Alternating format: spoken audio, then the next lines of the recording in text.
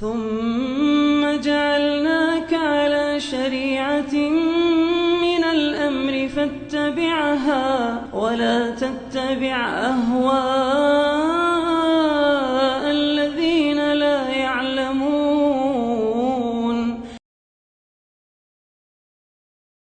Di alam semesta ini kita memijak bumi. Bumi ini makhluk Allah. Kita dituduh oleh langit. Langit itu makhluk Allah. Di sekitar kita ada gunung-gunung. Itu juga makhluk-makhluk Allah. Ketika terjadi kesyirikan, tahu bagaimana keadaan langit, bumi, dan gunung-gunung? Allah terangkan di dalam Al-Quran. Wa qalu ittakhadha ar-rahmanu walada. Laqad ji'tum syai'an idda. Takadu as-samawati yatafattarna minhu. Wa tanshaqqu al-ardu. Wa takhirru al-jibalu hadda. An da'u lir-rahmani walada. Wa ma yanbaghi lir-rahmani an yattakhidha walada. Mereka berkata Allah Ar-Rahman, Allah yang Maha Pengasih, punya anak. Ini ucapan kira-kira bagaimana? Ini luar biasa ucapan ini ya. Ini ucapan kekafiran sekaligus kesyirikan. Iya. Berkumpul dua predikat sekaligus.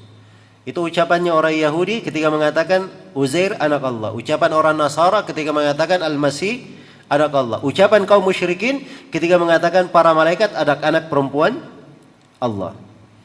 Maka Allah menegaskan laqad ji'tum syai'an idda. Kalian sungguh telah mendatangkan suatu perkara yang sangat mungkar. Takadus samawati yatafattarna minhu. Hampir saja langit itu meleleh karenanya. Wa tanshaqqul ardu, dan hampir itu bumi terbelah karena itu. Wa takhirrul jibalu hadda, dan hampir saja gunung itu runtuh.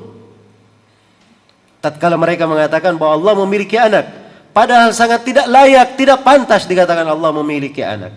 In kullu man fis samawati wal ardi illa atir rahmani abada. Laqad ahsahum wa addahum adda wa kulluhum atihi yaumal qiyamati farda. Segala yang di langit dan di bumi itu akan datang menghadap kepada Allah sebagai hamba. Allah telah menghitung mereka dengan sangat detail dan menjumlah mereka dengan sebenarnya, dan setiap dari mereka akan datang menghadap kepada Allah sendirian mempertanggungjawabkan amalannya. Allah yang Maha memiliki langit dan bumi dikatakan perlu anak. Ini sungguh ucapan yang sangat besar. Maka ini bentuk bagaimana ketika dasar pokok dari dakwah para nabi dan para rasul ini dilanggar, memurnikan ibadah kepada Allah, jatuh di dalam kesyirikan. Jangankan kita, para nabi saja kalau jatuh di dalam kesyirikan, Allah Subhanahu wa taala telah menegaskan kepada mereka. Bisa dilihat ya, direnungi di dua tempat dalam Al-Qur'an. Tempat yang pertama di surah Al-An'am. Di surah Al-An'am itu disebut nama-nama nabi. Ya, disebut nama-nama nabi. Ada belasan, hampir 20 nabi disebut. Di akhirnya Allah berfirman, "Walau asyraku lahabita anhum ma kanu ya'malun." Andai kata para nabi ini berbuat kesyirikan, akan hancur seluruh amalan mereka. Dan di surah Az-Zumar, Allah Subhanahu wa taala berfirman kepada nabinya, "Walaqad uhiya ilaika wa ilal ladzina min qablik la in asyrakta la yahbatanna 'amaluka wa la takunanna minal khasirin." Sungguh telah diwahyukan kepada engkau Nabi Muhammad dan kepada para nabi sebelum engkau, andai kata engkau berbuat kesyirikan, akan hancur seluruh amalanmu dan engkau akan menjadi orang yang merugi. Iya. Ini para nabi dan para rasul. Karena itu selain nabi dan rasul jangan pede. Kalau berbuat kesyirikan seakan-akan tidak ada masalah dengan amalannya. Seakan-akan dia menjamin dirinya tidak turun musibah dan malapetaka. Iya. Maka ini adalah dasar pokok dakwah para nabi dan para rasul. Nah, sekarang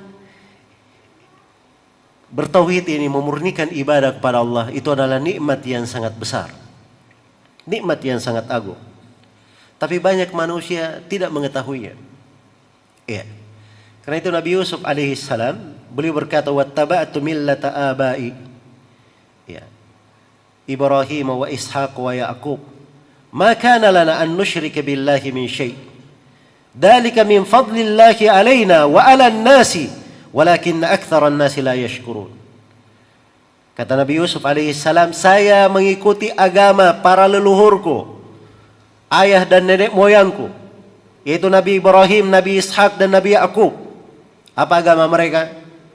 Kami tidak pantas berbuat kesyirikan sama sekali. Itu agama mereka. Nabi Yusuf tegaskan, tidak berbuat kesyirikan ini, itu adalah keutamaan Allah terhadap kami. Tetapi banyak dari manusia yang tidak mensyukurinya. Subhanallah. Hidup di bawah langit Allah, ditampung di atas bumi Allah, rezeki Allah yang memberikannya, kehidupan Allah yang menganugerahkannya. Tapi ketika ditimpa musibah, dia ada hajat dan keperluan, mintanya kepada selain Allah, berdoanya kepada selain Allah.